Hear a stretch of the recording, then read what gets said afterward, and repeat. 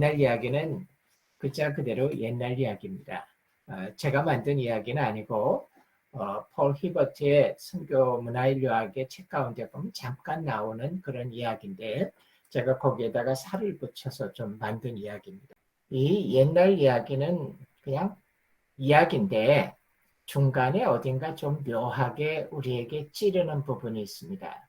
그래서 여러분들이 이 옛날 이야기를 듣다가 목에 뭐가 좀 걸리는 것 같이 불편함을 느끼시면 제대로 듣고 계시는 거고, 이야기를 듣는데 끝까지 아주 편하게 술술 넘어가시면 잘못 듣고 계신 이야기입니다. 그래서 긴장하시고 한번 들어보시기 바랍니다. 옛날에 바닷가에 어촌 마을이 하나 있었습니다. 이 마을 사람들은 마을 앞에 바다에 나가서 고기를 잡아먹고 사는 어부들이었습니다. 근데 이 마을 앞에 바다가 문제가 있는 바다였습니다. 곳곳에 암초가 숨어 있었고 예기치 않게 바람이 불고 높은 파도가 부는 그런 위험한 바다였습니다. 하지만 이 마을 앞의 바다를 지나지 않고는 큰 바다로 지날 수 없었기 때문에 많은 배들이 위험을 무릅쓰고 이 마을 앞의 바다를 지나가게 됐습니다.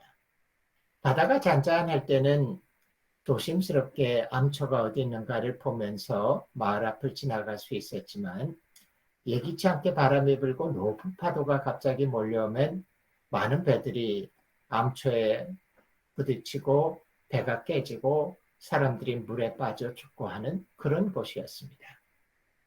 마을 사람들은 배가 암초에 부딪히고 사람들이 물에 빠지면 물고기 잡을 때 쓰던 작은 배를 용감하게 띄우고 바다를 뛰어 들어가서 그 빠져 죽어가는 사람들을 건져내곤 했습니다. 아주 오랫동안 그 일을 했습니다. 그래서 마을 사람들은 하나님이 우리 마을을 여기다가 이렇게 만들어 주신 이유는 아마도 이 일을 위해서 만들어 주셨나 보다라고까지 생각을 하게 됐습니다. 심지어 바다에 빠져서 죽어가던 사람 중에 어떤 사람들은 너무 고마워서 고향으로 돌아가지 않고 자기도 그 마을에 정착해서 살면서 다른 배들이 파손되면은 용감하게 바다에 뛰어들곤 했습니다. 근데 어느 날 마을 사람 중에 한 사람이 동네 사람들을 다 모아놓고 이런 이야기를 하게 됩니다. 내가 보니까 우리가 하고 있는 일들이 썩 지혜롭지 않은 것 같습니다. 우리가 폭포가 치는 날에는 고기 잡으러 나가지 않기 때문에 배들을 마을에까지 안전하게 깨지지 않도록 끌어놔뒀는데 그러다가 배가 파손됐다 그러면 마을에서부터 그 무거운 배를 밀고 끌고 바닷가까지 나가서 그때 배를 띄워서 나가니까 벌써 늦읍니다. 우리가 가면 벌써 태반은 물에 빠져 죽었습니다. 저한테 좋은 아이디어가 있습니다. 우리 그러지 말고 바닷가에다가 배창고를 하나 지읍시다. 높은 파도가 치고 그래도 배가 깨지지 않을 만큼 든든한 배창고를 바닷가에 지어놓고 배를 거기다가 보관했다가 폭풍 후에 배가 파손됐다 그러면 가볍게 바닷가까지 얼른 뛰어나가서 거기서 배를 꺼내서 바다에 뛰어들면 더 많은 사람을 살릴 수 있을 것 같습니다. 라고 얘기했습니다. 마을 사람들이 들었을 때 그럴듯했습니다. 그래서 마을 사람들은 힘을 모아서 바닷가에다가 든든한 배창고를 지었습니다. 효과가 있었습니다. 정말 더 많은 사람들을 살릴 수 있게 됐습니다. 근데 조금 더 시간이 지나자 또 다른 마을 사람들에게 얘기를 합니다. 나도 좋은 아이디어가 있습니다. 그래 뭡니까? 우리 지금까지는 폭풍우가 치는 날 누가 우연히 바닷가를 지나다가 배가 파손된 걸 보고 마을에 뛰어들어와서 젊은이들을 모아서 바닷가에 나가서 출발하니까 우린 늦읍니다. 어차피 폭풍우가 치는 날 우리가 바다에 고기 잡으러 뛰어들어가지 못하는 사람들인데 우리 젊은이들이 배창고에서 망을 봅시다. 망을 보고 있다가 배가 깨지는 걸 보면 즉시 거기서부터 출발하면 더 많은 사람을 살릴 수 있을 것 같습니다. 마을 사람들은 그럴듯했습니다. 그래서 그때부터 마을 사람들은 배창고에서 망을 보기 시작했습니다. 그리고 배가 파손되면 즉시 배를 띄워서 조그만 쪽배들을 띄워서 사람들을 구하러 나가기 시작했습니다. 효과가 있었습니다. 정말 더 많은 사람을 살릴 수 있게 됐습니다. 근데 조금 더 시간이 지나자 또 한 사람이 다른 아이디어를 들고 나옵니다. 내 생각에는 우리 이 배창고에다가 이어서 대피소를 하나 지면 좋겠습니다. 쉘터를 하나 줘놓고 거기다가 따뜻한 난로를 펴놓고 편안한 의자도 몇 개 준비하면 좋겠습니다. 내가 실제로 추운 바다에 물에 빠진 파손된 사람들을 건지러 바다에 들어가 봤었는데 그 추운 날 겨우 사람들을 바다에서 목숨을 건져서 육지에다가 데려다 놓고 또 다른 사람들을 건지러 바다에 들어갔다 나와보면 그 바다에서 건진 사람들이 바다에서 생명을 구했는데 육지에 올라와서 얼어 죽기도 하고 혹은 심각한 고생을 하기도 합니다. 우리 바다에서 겨우 목숨을 건진 사람들이 따뜻한 난로 옆에서 몸을 좀 녹이고 숨을 돌릴 수 있게 해서 쉘터가 있으면 좋겠습니다. 마을 사람들이 듣기에는 필요한 것 같았습니다. 그래서 마을 사람들은 쉘터를 만들었습니다. 대피소를 만들고 따뜻한 난로를 준비해 놓고 편안한 의자를 마련해 놨습니다. 효과가 있었습니다. 바다에서 생명을 건진 사람들이 많은 사람들이 이 대피소에서 숨을 돌리게 되고 위로를 받게 됐습니다. 근데 시간이 좀 지나자 또 다른 사람이 얘기합니다. 우리 그 대피소에다가 간단하지만 주방시설을 좀 하면 좋겠습니다. 그래서 바다에서 건진 그 사람들에게 따뜻한 수업이라도 좀 제공해주면 좋겠고 우리 젊은이들도 망을 보느라고 힘든데 간단한 음식이라도 해먹으면 좋을 것 같습니다. 말씀드리 생각할 땐 필요한 것 같았어요. 그래서 다시 그 대피소에다가 주방시설을 하게 됐습니다. 사람들이 많이 도움을 받았습니다. 근데 점차 이 배창고에 필요한 시설이 하나씩 갖추어지기 시작하자 마을 사람들 가운데 변화가 나타나기 시작했습니다. 이제는 폭풍우가 치지 않는 날에도 해가 지고 저녁이 되면 마을 사람들은 배창고에 모이게 됐습니다. 왜냐하면 거기에 가면 따뜻한 난로가 있고 편한 의자가 있고 반가운 사람들과의 만남이 있고 간단하지만 정성스러운 음식이 있고 음악이 때로는 있기도 하고 좋은 교제를 나눌 수 있기 때문에 그렇게 됐습니다. 여기까지는 아직 가시가 없었습니다. 앞으로 가시가 나올지 모릅니다. 근데 시간이 지나자 이 배창고에 모이던 사람들이 점차 나이가 들게 됐습니다. 그래서 나이가 들게 되자 이제는 바다에 나가서 고기를 잡는 것보다 마을에서 자기 비즈니스를 시작하게 됐고 그리고 결혼을 하고 처자식을 낳게 되고 가정을 이루게 됐습니다. 그러자 묘한 변화가 나타나기 시작했습니다. 이제는 배가 파손되고 사람들이 물에 빠져 죽어가는 모습을 봐도 용감하게 쪽배를 타고 그 험한 바다로 뛰어들어가는 것이 망설여지기 시작했습니다. 왜냐하면 자기도 처자가 있는 사람인데 또 망을 보러 나가는 것도 점차 힘들어지기 시작했습니다. 마을에서 자기의 비즈니스를 운영해야 되는데 조금씩 마을 사람들 중에서 불편함이 이렇게 차오르기 시작했습니다. 어느 날 아주 용감한 사람이 마을 사람들을 모아놓고 이런 이야기를 하게 됩니다. 여러분, 제가 보니까 우리가 하는 게 지혜롭지 않습니다. 우리 다 아마추어인데 저 익숙한 뱃사람들도 물에 빠져 죽어가는 저 험한 바다 속에 무작정 뛰어드는 것이 지혜로운 일이 아닌 것 같습니다. 저한테 다른 좋은 아이디어가 있습니다. 뭡니까? 어떻게 하면 되겠습니까? 그 사람이 이런 얘기를 합니다. 우리 차라리 돈을 냅시다. 그리고 그 돈을 모아서 전문 구조대를 고용하는 것이 더 효과적인 것 같습니다. 마을 사람들은 조금 망설였습니다. 하지만 한 사람 한 사람 그 아이디어에 동조하게 되고 마침내 마을 사람들은 돈을 모으기 시작하고 전문 구조대를 고용하게 되었습니다. 아주 만족스러웠습니다. 이 전문 구조대들은 글자 그대로 프로페셔널입니다. 기가 막히게 험한 바다 가운데 들어가서 그 물에 빠진 사람들을 잘 건져냅니다.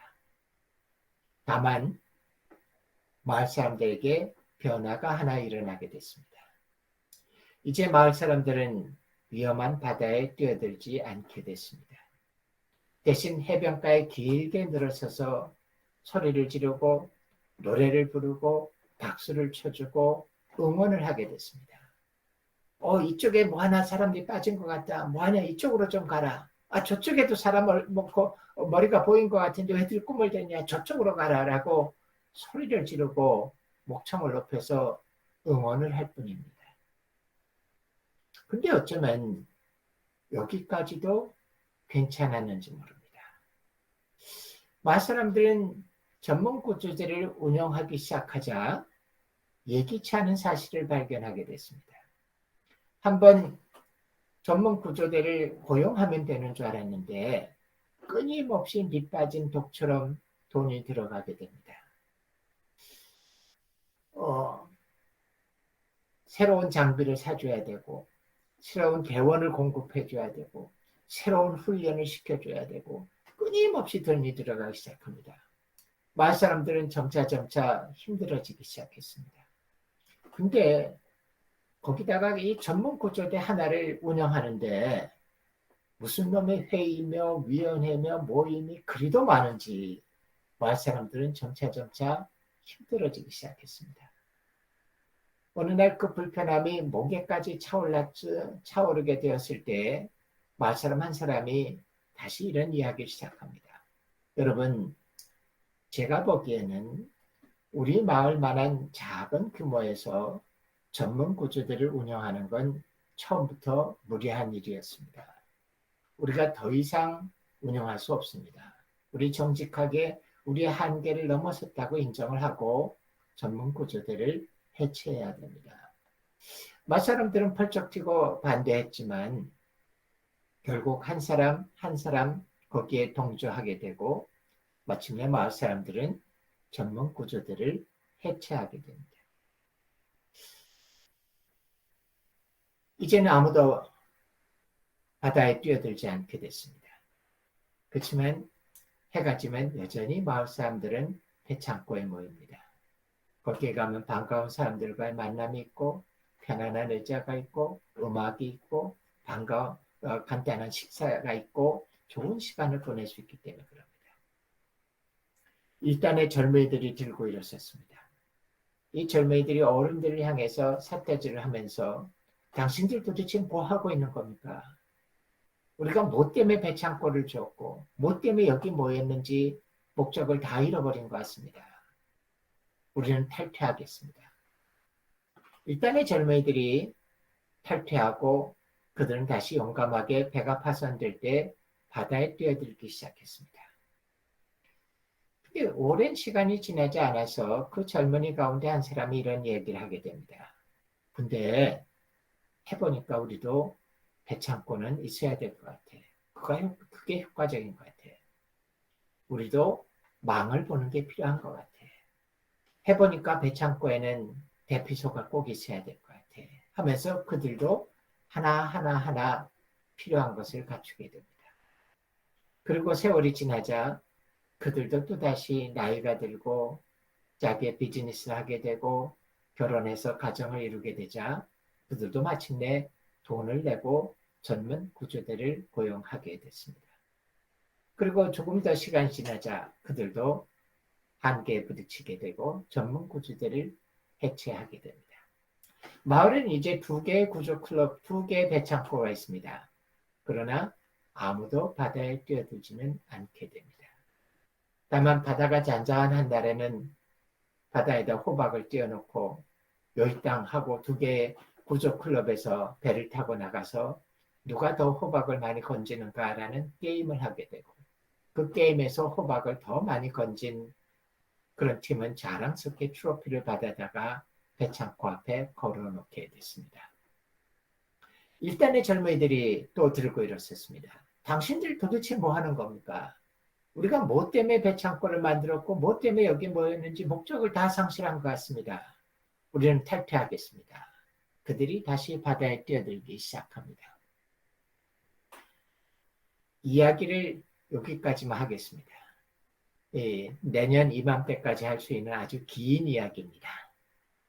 다만 오늘날 우리가 그 마을을 방문해 본다면 바닷가 모래사장에 한쪽 끝에서 반대쪽 끝까지를 가득 메우고 있는 수많은 배창고와 구조 클럽하우스를 발견하게 됩니다.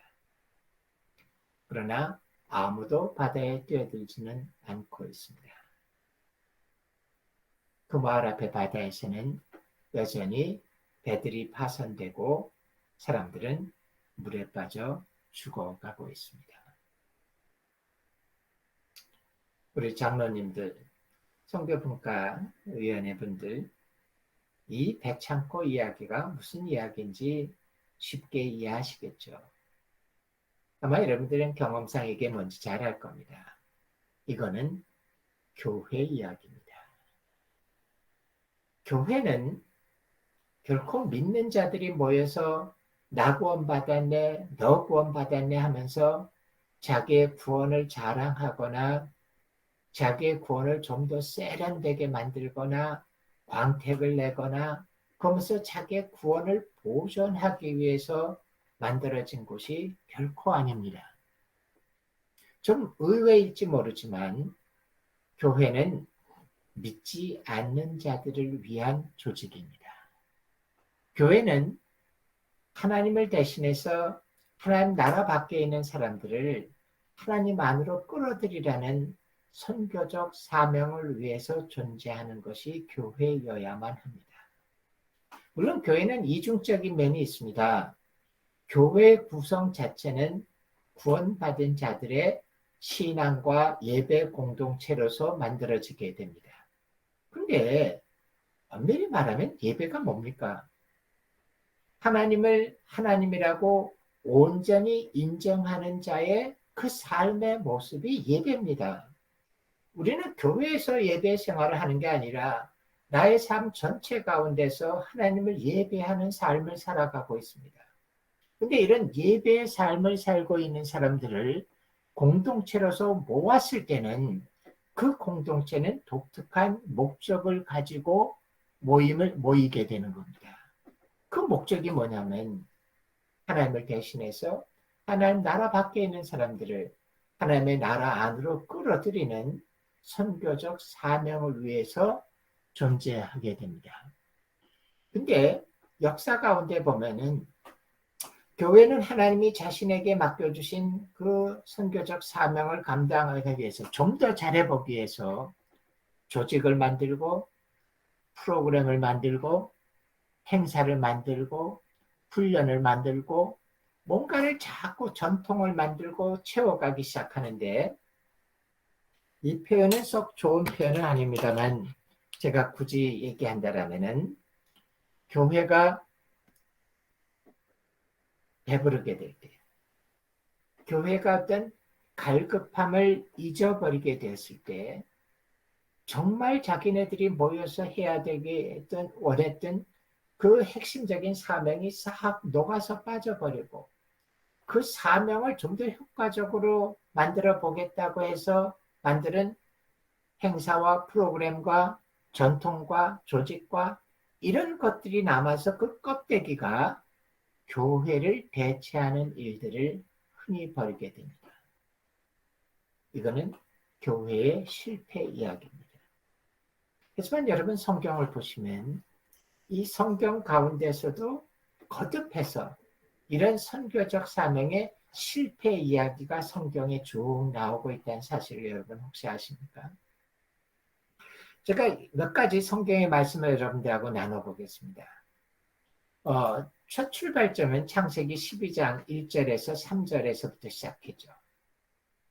우리가 흔히 아브라함 언약이라고 부르는 부분입니다. 이 아브라함을 부르시면서 하나님께서 이스라엘을 만드시고 그리고 당신의 특별한 민족을 형성하는 그런 이스라엘의 출발의 시점이 되는 게 창세기 12장 1절에서 3절의 말씀입니다.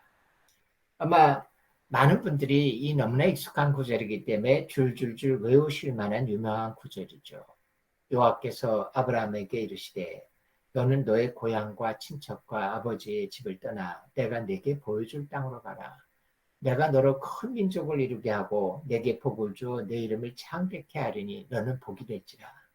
너를 축복하는 자에게는 내가 복을 내리고 너를 저주하는 자는 내가 저주하리니 땅의 모든 족속이 너로 말미암아 복을 얻게 하려 하심이라 라는 구절입니다.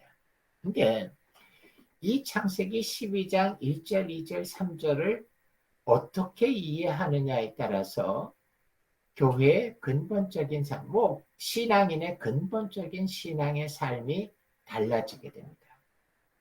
조금 뜻밖이지만 제가 이런 질문을 해보죠. 아마 여러분들은 쉽게 대답할 수 있을 만한 건데 창세기 12장 1절, 2절, 3절 중에서 정말 하나님이 말씀하시기 원하시는 핵심이 몇 절이라고 생각을 하십니까? 오늘은 이렇게 줌으로 하기 때문에 제가 일일이 여쭤보지는 않겠습니다. 저 혼자 북치고 장구치고 해보겠는데요. 의외로 많은 사람들은 창세기 12장 1절에서 3절의 핵심은 1절이라고 생각을 합니다. 그 이유는 히브리서 11장에 가면 아브라함을 믿음의 조상이라고 얘기하는데 아브라함이 믿음의 조상이 된 근거가 뭐냐면은 창세기 12장 1절입니다. 대단한 믿음을 발휘했죠. 지금부터 거의 3,800년 전에 서로가 부족 사회로서 끊임없이 양육강생의 시절에 고향과 친척과 아버지 집을 떠난다라는 것부터가 대단한 일이었지만 그 정도가 아니었죠. 아브라함은 내가 네게 보여줄 땅으로 가라. 미래형 시제로 되어 있습니다. 아직 보여주지도 않으셨어요. 어디라고도 얘기 안 하는데 아브라함이 그 하나님의 약속을 믿고 출발을 합니다. 어떤 분들은 어떻게 하나님 어딘지도 모르는데 아브라함이 정확히 찾아갈까라고 생각하시는데 그건 뭐 대단한 일 아닙니다. 중동의 지리를 잘 아시는 분들은 쉽게 대답을 할 수 있는 거예요. 중동의 땅을 하늘 위에서 이렇게 보면 포탈 크레센트라고 부르는 풍요로운 초생딸 지역이 있습니다. 이 지역이 사실 농경과 도시의 집중지였고 이 초생딸 지역의 한쪽 끝이 갈대와 우르입니다. 아브라함이 살았던 곳이. 아버지와 함께 떠나서 이 풍요로운 초생딸을 지역을 쭉 따라간 겁니다. 가운데가 하란이었고 다시 하나님이 가라 그러죠. 아마 아브라함에게 주어진 창세기 12장 1절에서 3절의 내용은 2번 주어진 것 같아요. 스데반의 설교에서 보면은 갈대와 우르에 있을 때 떠나러 가셨고 그 다음에 하란에서 또 다시 떠나라 그런 것 같습니다. 그렇죠. 아브라함은 그냥 앞으로 간 거죠. 그래서 그가 가나안 땅에 도착합니다. 그리고 그가 최종적으로 하나님이 주시겠다는 땅이 어딘지를 아는 것은 조카 롯하고 헤어질 때 하나님께서 아브라함아 지금 내가 서 있는 곳에서 동서남북으로 내 눈에 보이는 모든 땅을 너와 내 자손에게 영원히 주리라 할 때 그 지경을 알게 되는 것 같습니다. 그리고 아브라함은 죽을 때까지 그 후에는 그 지경을 안 벗어납니다. 하지만 아브라함은 그 땅을 받지 못합니다. 자기 아내 사라의 묘지 막벨라 굴 하나만을 받죠. 그럼에도 믿음이 식어들지 않고 엄청난 민족을 이룰 거라는 약속의 근거인 이삭을 제물로 바칠 만큼 대단한 믿음을 발휘하니까 굉장한 거였죠. 그가 믿음의 조상이 될 만합니다. 우리 신앙생활 가운데서 창세기 12장 1절을 근거로 신앙생활을 하는 사람들은 세 가지 단어가 신앙생활 가운데 가장 중요합니다. 믿음, 순종, 헌신. 믿음, 순종, 헌신. 믿음, 순종, 헌신. 제가 대학생 시절에 예수님을 영접하고 훈련을 받을 때 아마 귀가 닳도록 들었던 단어가 있다면 이 세 단어입니다. 믿음과 순종과 헌신. 믿음, 순종, 헌신. 어떤 분들은 신앙생활이 뭐냐라고 대답을 물어보면은 신앙생활은 그 세 가지입니다. 믿음과 순종과 헌신이 신앙생활입니다. 라고 대답하실지도 몰라요. 근데 제가 여러분에게 좀 이상한 말씀을 드린다면 믿음과 순종과 헌신은 하나님이 부르셔서 가야 되는 신앙의 길을 가는 여정 가운데 필요한 것이지 그것이 신앙의 목표는 아닙니다. 믿음 그 자체가 우리의 신앙의 목표도 아니고 헌신, 순종의 믿음의 목표도 아닙니다. 그거는 단지 하나님이 부르신 그 여정을 가는 가운데 필요한 것으로. 그러면 의외로 많은 분들은 내가 겉으로 말하기는 좀 거시기 했지만 2절이구나 라고 생각을 하실 겁니다. 그거는 제가 빨리 지나가죠. 2절은 복 받는 겁니다. 하나님이 약속하셨으니 복을 누리게 되기를 바랍니다. 하지만 그로 하여금 큰 민족을 이루고 그의 이름을 창대케 하고 그를 복주시고 그가 복이 되게 하시고 이거는 사실 역시 마찬가지로 하나님이 부르신 그 목적을 성취해가는 과정 가운데 필요하기 때문에 채워주시는 것에 불과합니다. 그럼 하나님이 아브라함을 부르신 실제 목적, 핵심은 무엇일까요? 우리가 잘 안 보지만 3절입니다. 하나님께서 아브라함을 부르신 것은 땅의 모든 족속이 너로 말미암아 복을 얻게 하려 하심이라는 그 목적 때문에 부르신 겁니다. 여기서 얘기하는 복은 물질적인 복이 아닙니다. 여기서 얘기하는 복은 뭐냐면 하나님을 떠난 민족들이 다시 하나님께로 돌아오도록 하는 것을 복이라고 표현한 겁니다.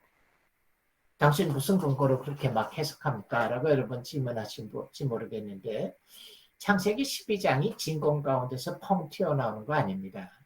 창세기 10장, 11장, 12장 이게 쭉 연결되는 이야기인데 창세기 10장에서 바벨탑 사건을 범죄를 하고 민족과 언어가 흩어지게 되죠. 그리고 이제 11장에 가면 유명한 테이블 오브 네이션이라 그러는 열방의 목록이 나오게 되고 그러면서 하나님은 이제 이 언어가 달라지고 민족이 갈라진 백성들을 다시 하나님께로 돌아가기 위해서 그 방법을 찾으면서 이 아브라함을 택하십니다. 그렇기 때문에 이 창세기 12장 3절에서의 복은 열방이 다시 하나님께로 돌아오는 복을 의미합니다. 제가 해석이 좀 이상하다고요? 아니요. 여러분 잘 보시면 창세기 가운데 이 창세기 12장 3절이 4번이나 반복돼서 나옵니다. 저는 4번이라고 보통 얘기하는데 영어 성경을 주장하는 사람들은 5번이 나온다고 주장하기도 합니다. 아브라함에게 2번, 이삭에게 1번, 이삭의 아들 야곱에게 1번, 제너레이션이 바뀔 때마다 하나님께서는 그들에게 부르신 이유를 설명해 주는데 그게 뭐냐면 땅의 모든 족속이 너로 말미암아 복을 얻게 하려 하십니다. 그들이 다시 하나님께 돌아오게 하기 위한 거라 겁니다. 여기서 우리가 발견하는 아주 중요한 내용은 뭐냐면은 하나님이 아브라함을 택하셔서 이스라엘 민족을 세우신 것은 이스라엘 민족만을 사랑하셔서 하나님의 특별한 선민으로 그들을 부르신 것이 아니라 하나님을 떠나고 언어와 민족이 갈라진 모든 민족들을 다시 하나님께로 돌아오게 하는 선교적 사명을 위해서 선교적 도구로 그들을 아브라함을 부르셨다는 겁니다. 이것이 구약의 아주 핵심적인 내용입니다. 마치 구약이 하나님이 열방을 버리시고 이스라엘만을 택해서 그들만을 하나님의 백성으로 특별하게 축복하셨다라고 보시는데 그렇지 않습니다. 구약은 처음부터 끝까지 꿰뚫는 게 뭐냐면은 다시 흩어진 열방들이 하나님께 돌아오기 위한 선교적 사명을 위해서 그 도구로서 아브라함을 택하시고 이스라엘 민족을 택하셨다는 이야기를 보여주는 겁니다. 근데 문제는 뭐냐면은 이 아브라함과 이삭과 야곱과 이스라엘 백성들이 고난 가운데 살 때는 어쩌면 겸손하게 하나님이 그들을 열방을 돌아오게 하는 복으로 부르셨다는 것을 기억하고 있었는지 모릅니다. 그러나 점차 시간이 지나면서 그들이 배가 부르게 됐을 때 어떤 영적인 간절함을 잃어버리게 될 때 이스라엘은 똑같은 실수를 범합니다. 그들은 창세기 1장과 12장 1절과 2절을 붙잡고 선민사상에 빠져버리게 됩니다. 때문에 그들에게는 신앙이 뭘로 변질되냐면은 그들이 하나님께 부름받은 그 선민이라는 특권을 보존하기 위해서 이방인과 구분되고 자기들의 거룩함을 증진시키고 그것이 이방인으로 해서 훼손되지 않도록 하는 것, 그것이 그들에게는 신앙의 핵심이 되어버립니다. 근데 구약 성경을 잘 보시면 선교적 도구로서 이스라엘을 불렀는데 이스라엘이 그 선교적 사명을 계속 잊어버리고 선민 사상에 주저앉아 버리게 되자 하나님께서 이스라엘 백성을 향해서 끊임없이 이게 아니다, 이게 아니다, 이게 아니다라고 그들을 다시 원사명 가운데로 회복시켜지는 이야기가 계속 이어지게 됩니다. 그래서 실제로 이런 관점을 보는 사람들은 항상 뭐라고 얘기하냐면 구약 성경에서 하나님이 이스라엘 백성을 향해서 그들의 선교적 사명을 다시 회복해라 하는 그것들의 구절을 모아서 얘기하는 밤을 새고라도 말할 만큼 구약에 가득 차 있고 그 구약에서 그것을 보여주는 구절들을 쭉 연결해 보면은 창세기로부터 말라기까지가 쭉 이어지는 하나의 맥이 보여진다는 이야기를 하고 있습니다. 그것이 바로 구약 이야기입니다. 오늘 아침에 제가 뭐 이런 설교를 할 생각은 아니기 때문에 간단하게 몇 개의 구절만 보여드리죠. 출애굽기 19장 5절 6절입니다. 이 출애굽기 19장은 이스라엘 민족에겐 하나의 터닝 포인트입니다. 사실 출애굽기 19장 전에서 출애굽이 끝납니다. 이상한 말처럼 들리지만 사실 하나님께서 모세를 호렙산에서 부르셔서 내 백성을 데리고 나와라 했을 때 모세가 이해한 출애굽은 그 백성을 데리고 애굽에서 벗어나서 홍해를 건너서 호렙산까지 도착하면 출애굽은 끝나는 겁니다. 그러면 이 호렙산에서 하나님으로부터 그 다음 명령을 받아야 돼요. 세컨드 커맨먼트를 받아야 되는 겁니다. 그래서 그들이 호렙산에 도착했을 때는 더 이상 움직이지 않고 장막을 치고 거기서 기다리면서 하나님으로부터 그 다음 명령을 기다리게 되죠. 이렇게 기다렸는데 드디어 하나님이 그들에게 세컨드 커맨먼트를 주십니다. 사실 은근히 이스라엘 백성들이 기대했던 세컨드 커맨먼트는 이걸 봅니다. 내가 너희를 위해서 가나안 복지를 예비했으니 거기에 들어가서 잘 먹고 잘 살아라. 근데 뜻밖의 하나님이 모세를 통해서 주신 그 명령은 이런 말로 시작하죠. 세계가 다 내게 속하였나니. 하나님의 이스라엘 백성에게 선포하는 첫 번째 마디가 뭐냐면 내가 열방을 포기한 적이 없다는 거예요. 이 세상이 다 내게 속했다. 그러면서 말씀하십니다. 너희가 내 말을 잘 듣고 내 언약을 지키면 너희는 모든 민족 중에서 내 소유가 되겠고 너희가 내게 대하여 제사장 나라가 되며 거룩한 백성이 되리라. 너희는 이 말을 이스라엘 자손들에게 전하라. 예, 여기서 보면은 여러 조건들을 얘기하지만 핵심은 뭐냐? 제사장 나라와 거룩한 백성이 되라는 거예요. 하나님의 특별한 백성이 된다. 근데 영어 성경에 보면 여기에 진짜 핵심은 뭐냐면 제사장 나라가 되는 거예요. 하나님이 이스라엘을 부르신 근본적인 목적이 뭐냐? 그를 제사장 나라로 쓰겠다는 겁니다. 제사장은 뭡니까? 하나님과 백성 사이의 중간에 서 있는 자가 제사장입니다. 구약 시절의 백성들이 하나님을 직접 보지 못하기 때문에 제사장이 중간에서 그들의 죄의 제물을 받아서 하나님께 드리고 용서를 받아 전해주고 그들의 문제가 있을 때 그것을 들고 하나님 앞에 나가고 하나님으로부터 답을 받아 전해주고 이 제사장, 백성과 하나님을 연결시켜주는 자가 제사장인데 하나님이 이스라엘을 택하신 목적은 온 세계가 하나님의 것임을 보여주면서 그 열방과 하나님을 연결해주는 제사장 나라가 되라고 부르신 겁니다. 물론 여기 중요한 것은 제사장 나라가 되려면 먼저 하나님의 백성이 돼야죠. 그렇기 때문에 제사장 나라가 되기 위한 조건으로서 그들은 하나님의 특별히 택한 거룩한 백성이 돼야 되는데 그것은 도구가 되기 위한 조건입니다. 하지만 이스라엘을 택하신 목적은 뭐냐? 열방이 하나님께로 돌아오라는 제사장 나라의 역할을 하라는 겁니다. 근데 사실 이스라엘은 귀를 닫고 이 일을 잊어버리게 됩니다. 하나님께서 계속 이것을 그들에게 상기시켜 줍니다. 역대하 6장에서 성전을 봉헌할 때 솔로몬의 성전은 이스라엘의 상징이고 비로소 여호와가 이스라엘의 국가 신앙이 되는 핵심적인 이스라엘의 상징인데 그 솔로몬의 유명한 봉헌 기도 가운데 역대하 6장에 26절 27절 가면은 밖에도 이방인을 위한 기도가 나오게 되고 그 기도에 보면 하나님이 유대인들이 죄를 범했을 때 그 죄를 뉘우치고 그 얼굴을 돌려 성전을 향해서 기도하면 하늘에서 들으시고 그들의 죄를 사하신다는 것과 똑같은 조건이 이방인들에게도 주어집니다. 그들도 그들의 죄를 깨닫고 그 얼굴을 돌이켜 이 성전을 향해 기도하면 주께서 하늘에서 들으시고 그들의 죄를 사하신다는 겁니다. 사실 저는 이렇게 듬성듬성 얘기하지만 시편과 이 역사서와 아주 곳곳에서 하나님께서는 이 사실을 이스라엘 백성들에게 깨우쳐 주십니다. 근데 이스라엘은 귀를 닫고 듣지 않습니다. 결국 그들은 거룩한 백성의 죄를 범하게 되고 포로로 가는데 이사야서에서도 결정적인 얘기를 해주죠. 이사야서 49장에서 이스라엘 백성들을 포로 생활에서 회복시켜 준다고 하실 때 하나님이 아주 뜻밖의 얘기를 합니다. 내가 나의 종이 되어 야곱의 지파들을 일으키며 이스라엘 중에 보존된 자를 돌아오게 할 것은 매우 쉬운 일이라. 내가 또 너를 이방의 빛으로 삼아 나의 구원을 베풀어서 땅까지 이르게 하리라.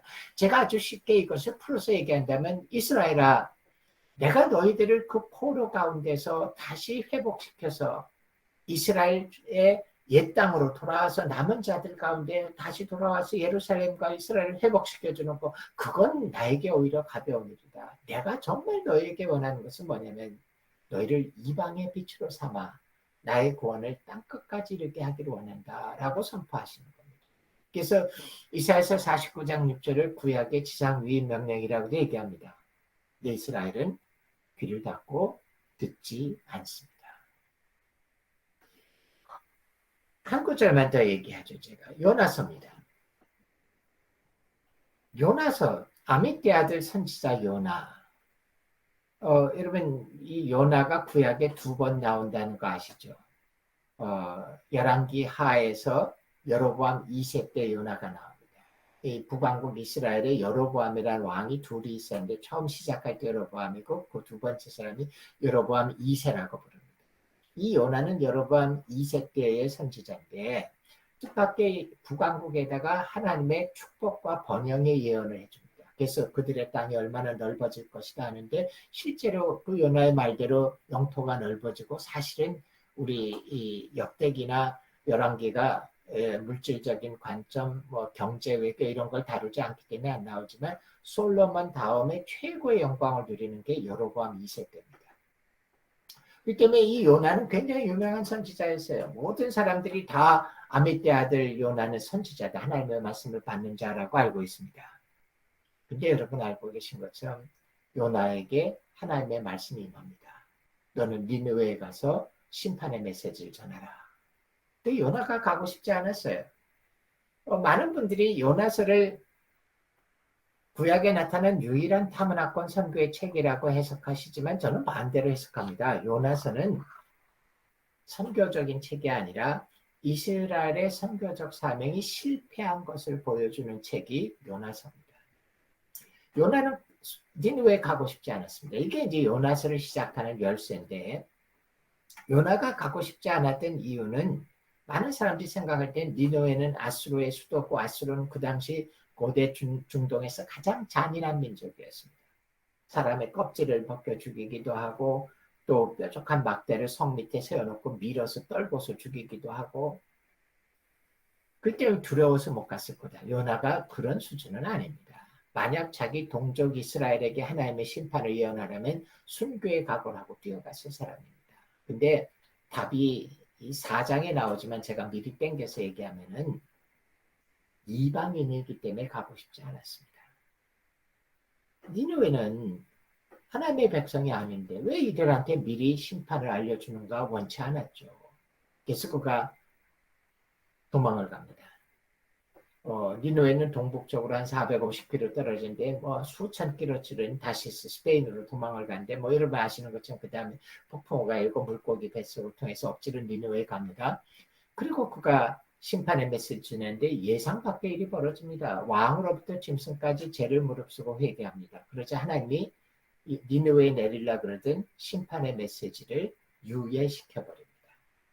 그럼 요나서가 해피엔딩으로 3장에서 끝나야 되는데 뜻밖의 요나서는 4장이 나타납니다. 근데 여기 보면 요나가 뜻밖의 모습으로 나타나죠. 그가 화가 났습니다. 제가 쉬운 말로 풀어서 얘기하면 요나가 이렇게 하나님한테 대드는 겁니다. 하나님, 내가 처음부터 하나님 이럴까봐 안 간다고 한 거 아닙니까? 하나님은 자비로우시고 인자한 분이기 때문에 이들에게 심판을 알려주고 이들이 회개를 만약 하면은 하나님이 그 심판을 멈출까봐 그래서 내가 처음부터 안 간 거 아닙니까? 이럴 수 없습니다. 요나는 여기까지 얘기했지만 제가 그 뒤에 요나의 심정을 이어서 얘기해주면 요나가 외치는 건 이겁니다. 하나님, 니느웨는 당신의 백성이 아닙니다. 이방인입니다. 이방인들은 지옥에 뗄 감인데 왜 이들이 회개한다고 해서 죄를 용서하시고 이들이 회개하도록 미리 알려주고 이렇게 하십니까? 이럴 수 없습니다. 만약에 이들이 회개한다고 용서하시면 유대인과 이방인의 차이가 뭡니까? 그럴 수 없습니다. 라고 요나는 항의하는 겁니다. 그래서 요나가 니느웨 성이 내려다 보이는 언덕바위 위에서 앉아서 데모를 시작합니다. 요즘처럼 이렇게 팻말을 들고 있어서 뭐라고 썼겠습니까? 니느웨 용서 결사 반대, 니느웨 멸망 추진위원회 위원장 요나 이렇게 들고 있었겠죠.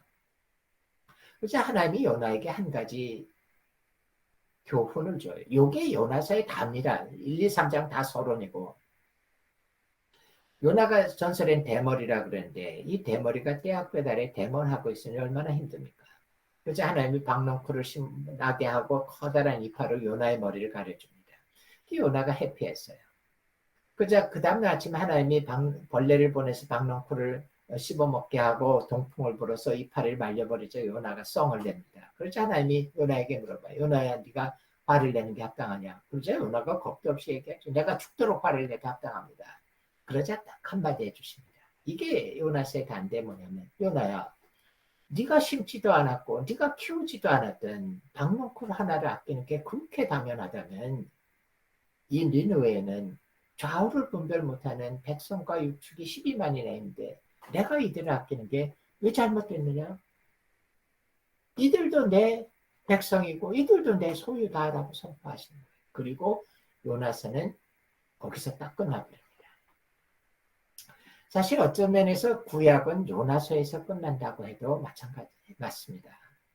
물론 요나서는 북왕국 역사의 대략 3분의 2 정도에 나오지만 요나 이후로 북왕국은 급속하게 쇠퇴하면서 멸망하게 되는데 사실은 이 요나서 사건 자체가 선교적 도구로서 이스라엘을 택했는데 그들이 하나님 앞에 선교적 도구로 쓰임받는 것을 불순종함으로 말미암아 구원의 드라마에서 주인공 자리를 잊어버리는 게 요나서의 이야기입니다.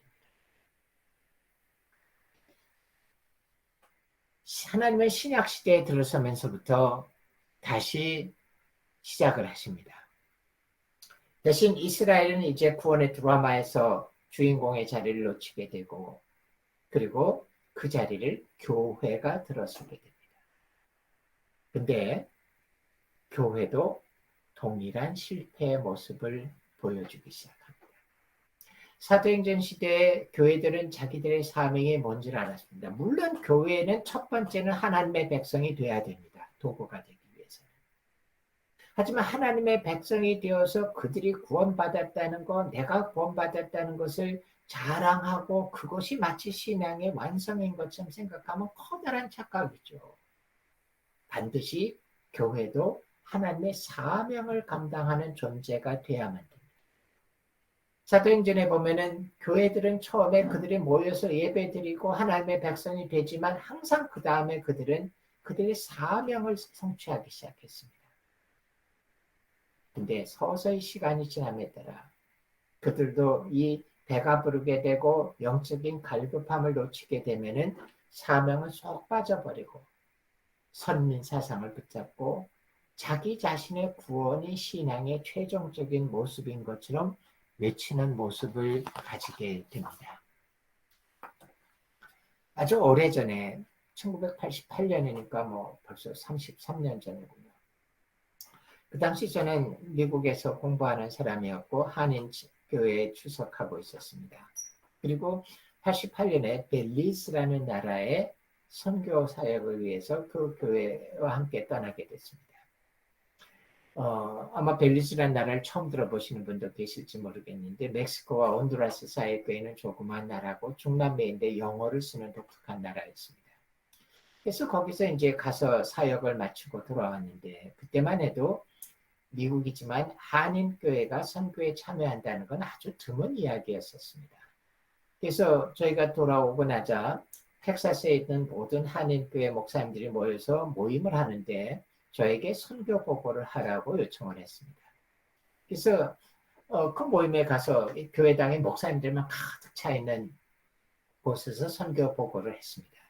우리가 벨리즈에 가서 이런 일들을 했고 이런 결과를 얻었고 그리고 마무리 이렇게 하고 잘 들어왔습니다. 그제 뒤쪽에 앉아 계시던 한 목사님이 손을 들고 질문을 하십니다. 근데 엄밀히 말하면 질문이라기보단 책망이셨어요. 그분이 이렇게 얘기했습니다. 이보시오 젊은 목사. 당신 지금 앞에서 선교 얘기를 하는데 내 귀에는 지금 그 소리가 어떻게 들리는지 아십니까? 내 귀에는 지금 당신 하는 얘기가 우리 교회 크다, 우리 교회 돈 많다, 우리 교회 사람 많다, 우리 교회 힘 있다라고 자랑하는 소리로만 들리요. 당신 교회야 크고 힘 있고 돈도 있고 하니까 선교도 한다, 뭔도 한다 그러지만 내 교회는 작은 교회고 돈도 없고 교인도 없어요. 우리는 교회 문짝 하나 떨어져 나가도 그거 바꾸기도 힘든 교회예요. 근데 무슨 놈에 우리가 사역을 하라는 거예요. 사명을, 선교를 하라는 거예요. 우리는 모여서 예배 보기도 힘듭니다. 제발 우리 교회 크다, 우리 교회 힘 있다, 우리 교회 사람 많다라고 자랑하는 소리가 역겨우니까 그만하시오. 제가 굉장히 당황했습니다. 하지만 아주 조심스럽게 그 목사님께 이런 말씀을 드렸습니다. 목사님, 교회는 선교를 할 것인지 말 것인지를 선택할 권한을 가지고 있는 곳이 아닙니다. 교회는 선교하기 위해 존재할 뿐입니다. 큰 교회는 크고 힘들고 돈 많이 들고 사람이 많이 필요한 선교를 하는 거고 작고 힘없고 사람이 적은 교회는 작고 힘이 적게 드는 사람이 적게 필요한 선교 사역을 하기 위해 존재할 뿐입니다. 교회는 선교하기 위해서 존재할 뿐이고 하나님이 주신 기회 가운데 자신의 능력만큼 선교하기 위해서 존재하는 겁니다. 교회 보시면은 많은 분들이 착각하는 것은 뭐냐면 선교는 교회가 행하는 여러 기능 중에 하나에 불과하다라고 생각하십니다. 그 때문에 우리가 형편이 된다면은 선교라는 기능까지도 감당하고 형편이 안 되면 선교까지는 안 가고 우리가 할 수 있는 예배와 친교에서만 머물러 있겠다라고 생각을 하십니다. 그렇지 않습니다. 선교라는 말은 미션이라는 말은 뭐 여러분들 영어를 다 잘 하시니까 아실 텐데 영어 사전에 보면 미션이라는 말은 선교라고 나오지 않습니다. 미션은 사명, 임무라는 말입니다. 엄밀히 말하면 미션이란 말을 우리가 선교라고 번역하지만 제대로 번역한다면 교회에 주어진 사명입니다. 하나님의 교회를 만드신 목적입니다. 그래서 교회에 주어진 사명을 존재하기 위해서 교회가 존재한다는 거죠. 사실은 좀 신학적인 역사를 본다면 20세기 초반까지만 해도 교회의 신학에서 신론에서 하나님에 대한 신론에서 가장 중요한 건 존재하시는 하나님, 하나님이 계시다라는 사실에다가 모든 신학의 초점이 신론이 맞춰져 있었는지도 몰라요. 사실 이런 용어를 쓰지 않지만 제가 대비해서 써낸다면 Deus est ens라는 말을 해서 하나님은 존재하신다. 하나님 거기 계시다. 이것에다가 모든 신앙을 맞췄기 때문에 교회의 기능은 거기 계신 하나님을 인정하고 예배하는 것이 다라고 생각을 했습니다. 그래서 교회는 뭐 하는 곳이냐? 예배 드리는 곳이다. 그리고 교회는 그 하나님을 인정하고 그 앞에 엎드리는 것이 교회다라고 정의를 해왔습니다. 20세기 초에 아주 멋지게 이런 신론을 뒤집어 엎은 사람이 나타납니다. 그 사람이 누구냐면 칼 바르트입니다. 칼 바르트. 칼 바르트가 나타나서 하나님을 새롭게 정의했습니다. 액티오 데이라는 말을 쓰십니다. 이건 하나님의 행위라는 말이기도 한데 다르게 이해할 때는 행동하시는 하나님이에요. 우리 하나님은 언젠가 오래전에 창조를 하시고 그 뒤에 또 언젠가 십자가에서 대속의 사건을 만들어 놓으시고 그리고 이제 보좌에 앉으셔서 사람들의 반응을 구경하고 계신 분이 아니라는 겁니다. 사람들이 하나님이 창조와 십자가 사건이 일어났기 때문에 이제 알아서 그 뜻에 따라서 뭐를 행하도록 하고 하나님은 구경하고 계신 분이 아니라는 거예요. 성경 전체에 보면 하나님은 액티오 데이 끊임없이 행동하시고 역사하시는 하나님이기 때문에 창조로부터 시작해서 종말의 시기까지 당신의 창조 목적을 성취하는 일을 계속 행하고 계신 하나님이십니다. 그래서 칼 바르트로부터 시작해서 그의 제자인 할텐슈타인 같은 사람들이 나타나서 선교의 개념을 바꿔버립니다. 이전에는 선교라는 것은 하나님이 교회에게 명령하면 그 명령을 교회가 받아서 교회가 성취하는 게 선교인 줄 알았는데 이제는 그게 아니라 하나님이 이 땅에서 직접 당신의 일을 하신다라는 미시오 데이, 하나님의 선교라는 개념이 등장하게 됐죠. 그리고 교회는 뭐냐? 하나님이 이 땅에서 당신의 목적을 위해서 창조로부터 그 종말까지 실제로 행하고 계신 하나님이기 때문에 교회들은 뭐냐면 그 창조에서 종말까지 행하신 하나님의 선교 사역에 뛰어들어가서 동참하는 것이 교회의 존재 사명이라는 겁니다. 제가 아주 이건 좀 심한 말이기 때문에 조심스럽게 해야 되지만 교회는 예배를 위해서 존재하는 게 아니라 하나님이 맡겨준 사명을 성취하기 위해서 존재하는 것이 교회라는 겁니다. 이것을 조금 신학적으로 표현하면은 이거를 선교적 교회라고 부르는 거죠.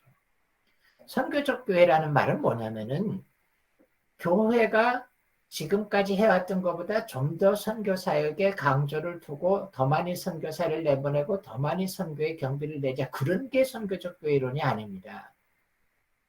그는 차라리 미셔너리 처치라는 말을 쓰는 거고 선교적 교회론이라는 건 미셔널 처치라 그러는데 좀 더 본질적으로 교회의 존재 사명을 하나님이 맡겨준 사명 성취를 위해서 존재하는 것이 교회다라고 바꿔놓는 개념, 그런 교회론을 선교적 교회론이라고 얘기하는 겁니다.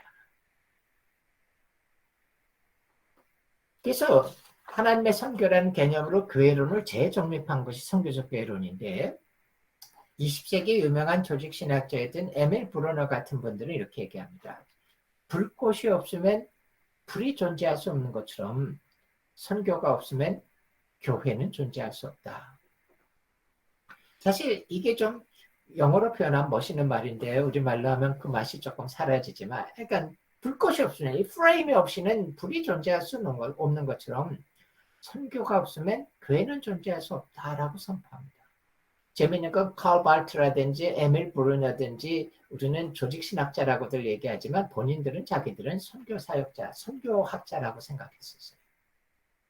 근데 이 에밀 브루너의 말은 굉장히 무서운 말입니다. 불꽃이 없으면 불이 존재할 수 없는 것처럼 선교가 없으면 교회는 존재할 수 없다라고 얘기할 때 이 말이 갖고 있는 무서운 말은 뭐냐면은 만약에 교회가 맡겨준 사명인 그 선교 사역을 감당하지 않고 있다라면 더 이상 이건 교회가 아니라는 말이에요. 제가 좀 더 무섭게 얘기하면 이건 너무 강한 표현이기 때문에 여러분들이 그냥 한번 그냥 옮기지 않으시길 바라는데 교회가 주일날 모여서 예배드리고 찬송하고 기도하고 설교의 말씀을 나누고 그렇게 할지라도 하나님이 그 교회에 주신 사명이 그 가운데 이루어지고 있지 않다면 그건 교회가 아니라 그리스도인들이 자기의 고상한 종교적 욕구를 채우고 있는 크리스천 소셜 클럽에 불과하다는 겁니다. 선교가 없으면 교회는 존재할 수 없습니다. 선교가 이루어지고 있지 않다면 그것은 더 이상 교회가 아니라 그리스도인들이 자기의 종교적 욕구를 채우고 있는 크리스천 소셜 클럽에 불과하다는 겁니다. 물론 이 선교가 하나님이 교회에게 맡겨준 사명이기 때문에 해외 선교만은 아닙니다. 하지만 교회 개념 자체는 뭐냐? 하나님이 이 땅에 우리에게 맡겨진 그 사명을 성취하기 위해서 교회가 존재하는 거지 예배를 위해서 존재하지 않습니다. 오늘날엔 선교적 교회는 뭐라 그러냐? 예배, 친교, 교육 이런 것들은 사실은 힘을 얻어서 선교하기 위해서 준비하는 거라는 거예요.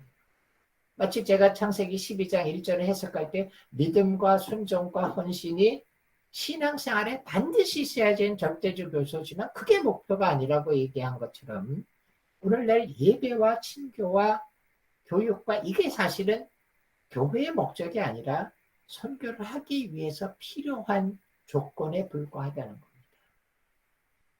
겁니다. 이 교회에 주어진 사명이 뭐냐를 갖고서는 사실은 지난 7, 80년 동안 진보 신학과 보수 신학이 머리가 터지도록 싸워왔습니다.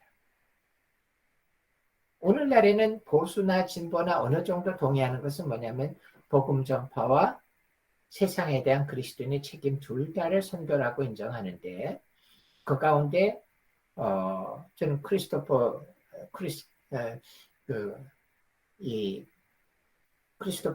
이분의 표현을 좋아하는데 복음 전도가 궁극성입니다.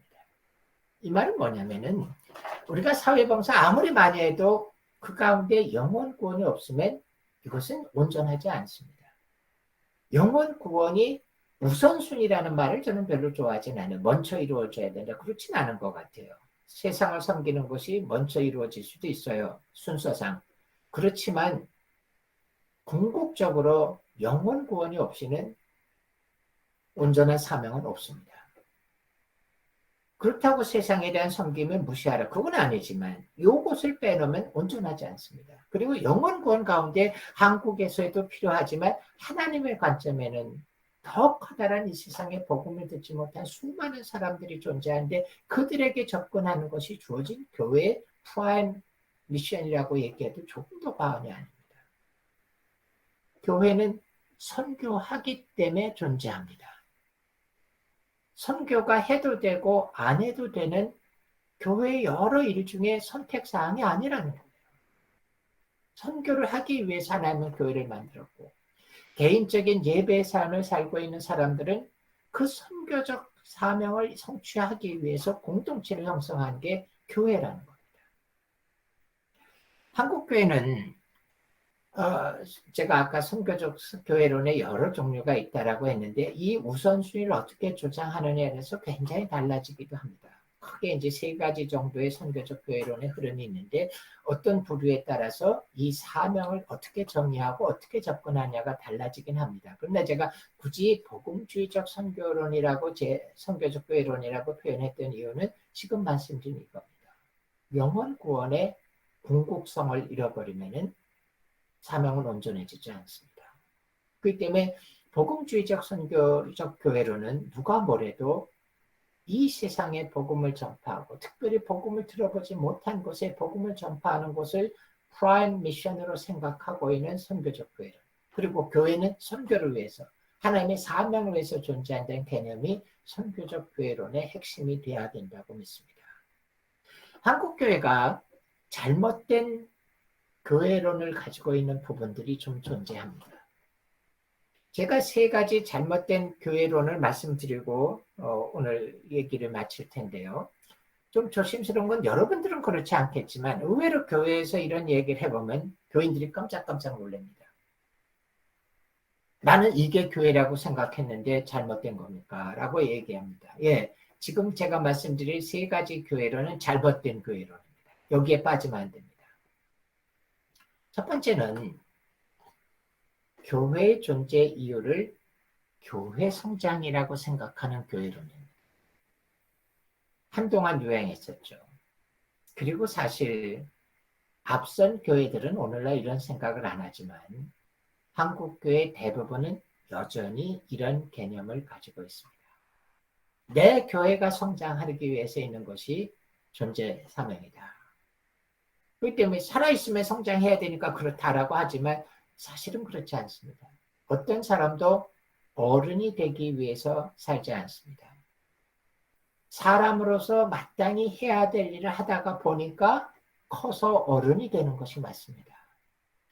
교회 성장 그 자체를 선교적 교회 존재 이유라고 하는 건 마치 말과 마차의 위치를 바꿔놓는 것과 같습니다. 많은 사람들이 교회 성장하면은 항상 부러워하는 게 여러분 잘 아시는 릭 워렌 목사님의 새들백 교회죠. 한때는 한국교회 많은 목사님들이 비행기 전세 내다시피 새들백 교회 방문단을 만들어서 그 새들백 교회를 가보고 새들백 교회만 갔다 오시면 뭔가 프로그램을 배웠다고 생각해서 우리 교회도 무슨 예배를 하겠다, 무슨 예배를 하겠다, 교회 건축을 이렇게 하겠다, 성가대 없애버리겠다, 교회 교육 프로그램 이렇게 바꾸겠다, 그렇게들 하시는데 릭 워렌하고 저하고 같은 신학교 출신입니다. 릭 워렌이 목숨처럼 외치는 개념을 제대로 배워오는 분들을 별로 못 봤어요. 릭 워렌이 목숨처럼 외치고 있는 게 뭐냐면 The success of ministry has nothing to do with the size of a church, size of a congregation, size of annual budget. 목회가 성공하고 있느냐라는 것은 회중이 얼마나 많으냐, 교회당이 얼마나 크냐, 1년의 예산이 얼마냐와 상관이 없다는 겁니다. 릭 워렌이 진짜 외치는 소리는 이거예요. The success of a ministry only something to do with the purpose of God. 목회가 성공하고 있느냐라는 건 하나님의 목적이 그 가운데 성취되고 있느냐와만 상관이 있다.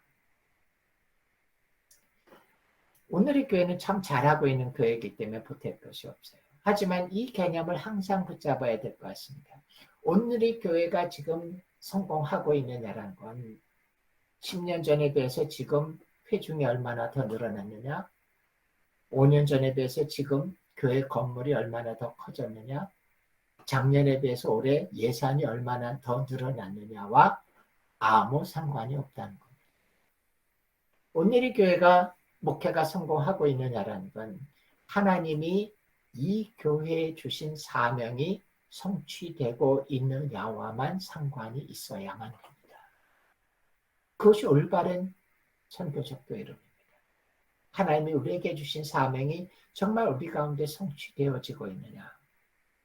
두 번째는 교회는 구약의 성전이 아닙니다. 어떤 교인들은 깜짝깜짝 놀래요. 교회가 구약의 성전 아닌가? 아니요, 그렇지 않습니다. 굳이 구약의 성전과 같은 개념을 신약에서 찾는다면 거듭난 성도 한 사람 한 사람이 구약의 성전입니다. 교회는 굳이 구약에 빗대어 본다면 이스라엘 민족입니다. 그래서 구약에서는 성전에 가야지만 하나님이 계십니다. 그리고 그 성전은 하나님이 임재한 곳이기 때문에 거룩하고 죄가 없는 곳이어야 됩니다. 사람들은 그 성전에 가서 죄가 없는 삶을 경험하고 하나님의 나라를 경험해야 됩니다. 그게 성전입니다. 근데 오늘날의 교회는 그렇지 않습니다. 오늘날에는 구원받은 성도 한 사람 한 사람이 그런 존재여야 됩니다. 대신에 오늘날의 교회는 굳이 비유를 찾아본다면 저는 전투 상황실 같습니다. 저 군대에서 조금 상황병으로 구경을 조금 해봤습니다. 전쟁을 해본 적은 없지만 전쟁이 벌어진 상황에서 모의 전투를 하는 그런 상황실을 구경한 적이 있었는데 저의 이제 시골에 조그만 부대에 있었으니까 그런 상황실에 가보면 한마디로 돛대기 시장 같습니다. 커다란 테이블에 지도들을 펼쳐놓고 작전장들이 둘러서서 여기를 막아라, 여기를 공격해라, 지금 여기를 보강해줘야 된다, 여기를 지원해줘야 된다라고 소리를 높여서 의논하고 한쪽에서는 끊임없이 요청이 들어옵니다. 여기 사상자가 많은데 철수시키고 새로 병력을 공급해달라, 우리 탄약이 떨어졌는데 빨리 탄약을 공급해달라, 우리 지금 밀리고 있으니까 포 지원 사격을 해달라, 끊임없이 요청이 오고 물자가 들어오고 배분되고 신병이 들어오고 배치되고 정신없는 돛대기 시장. 저는 그게 교회라고 생각합니다. 교회는 하나님 만나러 오는 것도 아니고 거룩한 삶을 연습하러 오는 것도 사실 아닙니다. 도움을 줄 수는 있겠죠. 대략 교회는 하나님의 일을 하기 위해서 모여서 어떻게 우리가 갖고 있는 자원들을 가지고 하나님의 일을 할 것인지, 역적인 전쟁의 거대한 사단과의 세력에서 이 세상에서 하나님의 나라를 이루는 일에 승리를 거둘 것인지, 그것을 의논하고 목청을 높여 함께 의논하고 분배하고 다시 채워주고 그런 전투 상황실과 같은 것이 교회여야 됩니다. 오래전에 한 번은 저희 동네에 있는 어느 장로교회에서 교회 성전 봉헌식을 하게 됐습니다. 저도 불러서 갔는데 그날따라 대전에 폭설이 와서 설교하기로 한 축사하기로 한 모든 분들이 아무도 못 왔습니다. 그자 담임 목사님이 당황해서 저를 갑자기 불러내서 그래도 당신이 신학교 교수니까 한마디 해주시오. 저도 당황했어요. 갑자기 앉아있다 불려 나왔으니까. 근데 보니까 교회를 참 이쁘게 잘 지셨어요. 그래서 이렇게 얘기했습니다. 여러분 교회를 참 이쁘게 잘 지셨습니다. 근데 이제 여러분들이 하실 일은 이 교회를 얼마나 깨끗하게 보존하느냐가 아니라 얼마나 빨리 이 교회를 달아 없어지게 하느냐가 여러분들의 사명입니다. 교회는 하나님의 일을 하는 곳입니다. 구약의 성전처럼 하나님 만나러 오는 거 아닙니다. 교회는 하나님의 일을 하는 곳입니다. 마지막으로 교회는 비즈니스가 아닙니다. 교회는 비즈니스가 아니에요.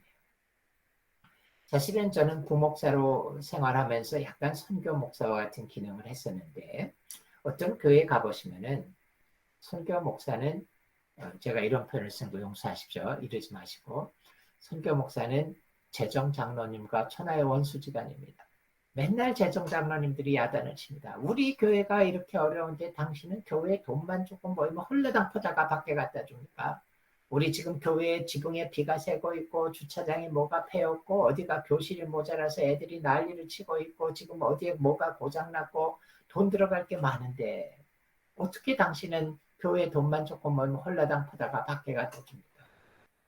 제가 항상 조심스럽게 이렇게 말씀드리려고 그래요. 장로님, 교회는 비즈니스가 아닙니다. 교회가 만약 비즈니스라면 더 많은 이득을 남겨서 구성원들을 안락하고 편안한 삶을 누리게 해주는 거지만 교회는 비즈니스가 아닙니다. 어떤 면에서 교회는 하나님의 나라 밖에 있는 사람들을 하나님 나라 안으로 들어오도록 하기 위해서 우리가 가진 자원을 얼마나 많이 그 교회 밖에 하나님 나라 밖에 있는 자들에게 사용하느냐가 교회의 근본적인 존재 목적입니다. 한국 교회는 자기 교회 성장, 구약의 성전 개념, 그리고 말은 안 하지만 자기 교회 내부를 향하는 비즈니스적인 개념으로 교회가 만들어졌는데 이 세 가지를 부정하는 것이 어쩌면 선교적 교회론의 핵심이 되어야 된다고 생각을 합니다. 오래전에 거의 200년 전에 영국의 한 교회가 아프리카 우간다에 5명의 선교사를 보내게 됐습니다. 19세기 초에 아프리카에 간 선교사들의 평균 생존 기간이 단 2년이었습니다. 10명을 보내면 5명이 죽었습니다. 2년 안에. 20명을 보내면 10년을 생존하는 사람은 단 1명이었습니다. 그래도 선교사들이 갔어요.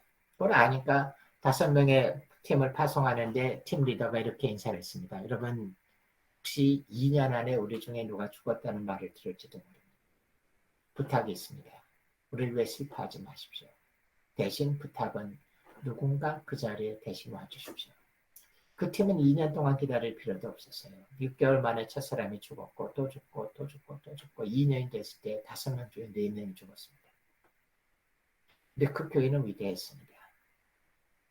그들이 보낸 젊은이들이 죽었다는 말을 들을 때마다 슬퍼하고 아파했지만 항상 누군가 그 자리를 대신 가줬습니다. 그것이 그 팀은 항상 5명이었습니다. 교회는 그것이 교회입니다.